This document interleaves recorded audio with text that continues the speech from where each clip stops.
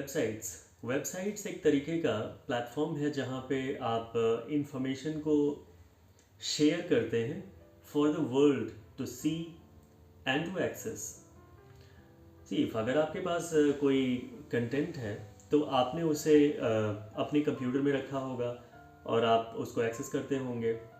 But अगर आप चाहते हैं वो कंटेंट पूरी दुनिया एक्सेस करे तो आपको इसके लिए एक वेबसाइट क्रिएट करनी पड़ेगी जहाँ पे आपको वो सारा कंटेंट प्लेस करना पड़ेगा जो आपके कंप्यूटर में मौजूद है। Okay, so what exactly is a website. Website समझने से पहले आपको वेब पेज समझना होगा, क्योंकि वेब पेजेस के कलेक्शंस को ही वेबसाइट कहते हैं। सो वेब पेज किसे कहते हैं?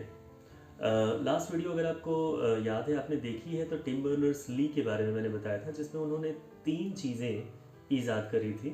फर्स्ट उन्होंने www बनाया, सेकेंड उन्होंने HTTP प्रोटोकॉल लिखा, एंड थर्ड उन्होंने HTML नाम की एक लैंग्वेज बनाई जिसके ज़रिए कंटेंट्स को वेब पेज के रूप में दिखाया जा सकता था। तो HTML कोड के ज़रिए बेसिकली एक वेब पेज तैयार किया जाता है जो आपके कंप्यूटर के एक खास प्रोग्राम जिसका नाम है वेब ब्राउज़र, उसके अंदर रन करता है। सो एक बार इसको समझ लेते हैं, वेब ब्राउज़र क्या है। वेब ब्राउज़र आपके कंप्यूटर में रन करता हुआ एक प्रोग्राम है। इट्स अ सॉफ्टवेयर जो आपके कंप्यूटर में इंस्टॉल्ड होता है, फ़ोन्स में भी इंस्टॉल्ड होता है। और web browser actually .html extension की फ़ाइलों को रीड करने के लिए बनाए जाते हैं। तो HTML लैंग्वेज में जो कोड लिखा जाता था, उस कोड से एक वेब पेज बनता था और उस फाइल को .html एक्सटेंशन से सेव किया जाता था। आज भी किया जाता है।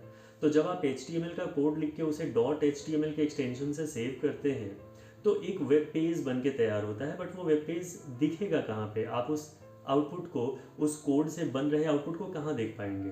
वेब ब्राउज़र में। आपके कंप्यूटर में वेब ब्राउज़र पहले से इंस्टॉल्ड होते हैं, अदरवाइज आप उन्हें इंस्टॉल कर भी सकते हैं अगर आपके पास वेब ब्राउज़र्स नहीं हैं। कुछ पॉपुलर वेब ब्राउज़र्स के नाम बता दूं ताकि ये कन्फ्यूजन भी दिमाग से हट जाए कि ये क्या चीज़ है। You might have heard about Google Chrome, okay? Mozilla Firefox, there is Safari जो Apple वालों ने बनाई थी, there is Edge जो Microsoft का बनाया हुआ है, there was Internet Explorer जो भी Microsoft का बनाया हुआ था, अभी डिसकंटिन्यू किया जा चुका है। एक्चुअली Edge उसकी जगह ले चुका है।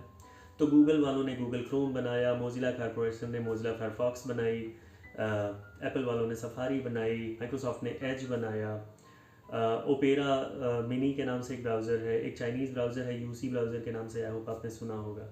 ये सारे ब्राउज़र प्रोग्राम्स हैं जो HTML फाइलों को रीड करने के लिए बनाए जाते हैं। तो जब HTML में कोई कोड लिखते हैं, उस कोड से जो रिज़ल्ट तैयार होता है वही वेब पेज कहलाता है और उसे आप वेब ब्राउज़र के अंदर देखते हैं। जब भी आप किसी वेब पेज को ओपन करेंगे, बाय डिफ़ॉल्ट वो एक वेब ब्राउज़र में ही खुलेगा। Okay, so this is how you create a web page. Web page जब आप बना लेते हैं तो एक वेब पेज पे आपने कोई सामग्री, कोई इन्फॉर्मेशन रखी होगी। इस तरह के बहुत सारे वेब पेजेस बना सकते हैं आप। मैं आपको एक एग्जांपल लेके बताता हूँ। सपोज़ करें आपको सचिन तेंदुलकर के बारे में आपके पास बहुत सारी इन्फॉर्मेशन है और आप ये सारी इन्फॉर्मेशन पब्लिक करना चाहते हैं कि पूरा वर्ल्ड रीड कर पाए, जान पाए सचिन के बारे में, खास तौर से वो जानकारियाँ जो आपके कंप्यूटर में हैं, सिर्फ आप उन्हें देखते सुनते हैं। तो आपने क्या किया कि सचिन की वो सारी जानकारियों को थोड़ा कैटेगराइज किया।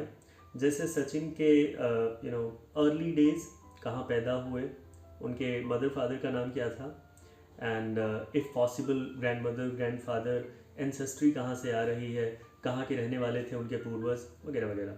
इन चीज़ों को आपने एक वेब पेज के अंदर कोड करके तैयार किया। उनका एजुकेशनल बैकग्राउंड, कहाँ कहाँ से उनकी पढ़ाई हुई है, कैसे उन्होंने कॉलेज वगैरह में एडमिशन लिया, क्या किया, कौन कौन सी डिग्रीज अचीव की, ये सारा आपने एक अलग वेब पेज में बना दिया। फिर उनका क्रिकेटिंग करियर, वो आपने एक अलग वेब पेज में बना दिया। उनका पॉलिटिकल करियर, वो आपने एक अलग वेब पेज में बना दिया। उनको जो दुनिया भर में रेस्पेक्ट हासिल है, वो एक अलग वेब पेज में बना दिया।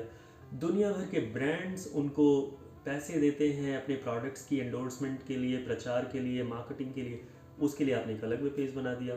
तो ये सचिन तेंदुलकर के पूरे जो लाइफ का डिटेल है आपके पास, इसको अलग अलग वेब पेजेस में आपने बना लिया। फॉर एग्जांपल आपने 3 या 4 वेब पेजेस बना लिए, 4-5 वेब पेजेस बना लिए। अब आप क्या करेंगे, इन सारे वेब पेजेस को आपस में लिंक करेंगे using some special codes of HTML। Obviously HTML अगर आती है तभी आप वेब पेजेस बना सकते हैं, क्योंकि कोड तो HTML में ही लिखना होता है। तो HTML के कोड लिख लिख करके आपने ये 4-5 अलग अलग वेब पेजेस बनाए हैं। HTML के ही कोड से इन सारे पेजेस को आप आपस में लिंक करते हैं। उस फैसिलिटी को हाइपर लिंक कहा जाता है, जिसके ज़रिए मल्टीपल वेब पेजेस आपस में लिंक किए जाते हैं। तो अगर आपको HTML में हाइपर लिंक बनाना आता है तो बहुत सारे वेब पेजेस को आप लिंक कर सकते हैं।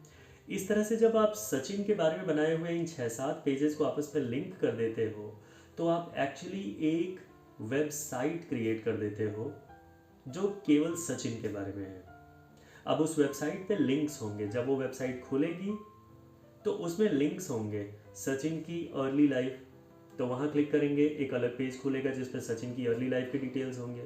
सचिन का एजुकेशनल बैकग्राउंड, उसके लिंक पे क्लिक करेंगे तो एक अलग वेब पेज खुलेगा जो सचिन के सिर्फ एजुकेशनल बैकग्राउंड को बता रहा होगा। सचिन के क्रिकेटिंग करियर वाले लिंक पे क्लिक करें तो एक अलग वेब पेज खुलेगा जो सचिन के क्रिकेटिंग करियर के बारे में बता रहा होगा। This way you can connect as many pages as you might have created, और यही सारा मिल करके फिर एक वेबसाइट बन जाता है। तो एक website basically related web pages के कलेक्शन को कहते हैं। ओके, आई होप आपको समझ में आ गया होगा वेबसाइट्स किसे कहते हैं।